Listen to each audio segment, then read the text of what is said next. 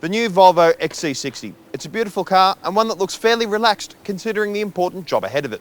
Now this model has to take on luxury SUVs from the likes of Audi, BMW and Mercedes-Benz, but also brands like Porsche and Range Rover. Now this car has a massive job ahead of it, so Volvo has thrown everything they've got at the new XC60 to make it the best SUV possible. The new Xc60 is all about technology and style. As usual, Volvo has gone overboard with safety tech, including a new system to help you steer away from oncoming traffic, as well as one that helps you steer around dangerous obstacles.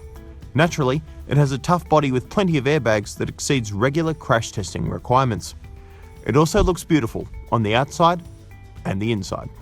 We've come to expect some of the best interiors in the luxury game from Volvo, and the XC60 certainly delivers on that front. Everything you see in here is shared with the S90 and the XC90, which is quite cool considering this is a much more affordable model. There's lovely aluminium work through here. You can see the exposed Kevlar of the speakers. There's a widescreen digital dashboard and the same tablet display as its bigger brother as well. It's a beautiful place to be and one that's very comfortable too. The XC60 uses the same Drive family of engines as the larger XC90. We tested it in petrol and diesel form, focusing on the petrol T6 that uses 7.7 litres per 100 kilometres to produce 235 kilowatt and 400 Newton metre outputs. The XC60 is quite an impressive car on the road.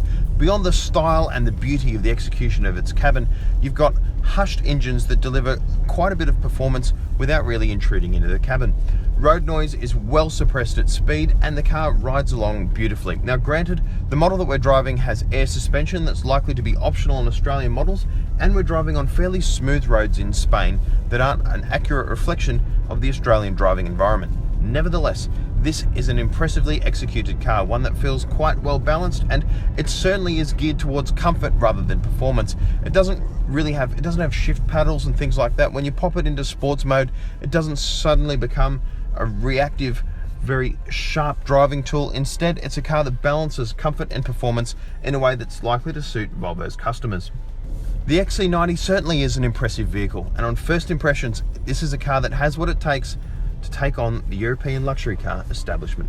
The Xc60 is an impressive car, particularly in fully loaded form with air suspension and plenty of luxuries, but we'll have to wait until the car arrives in Australia to test a regular model on local roads and see if it has what it takes to outdo the likes of Mercedes, BMW and Land Rover.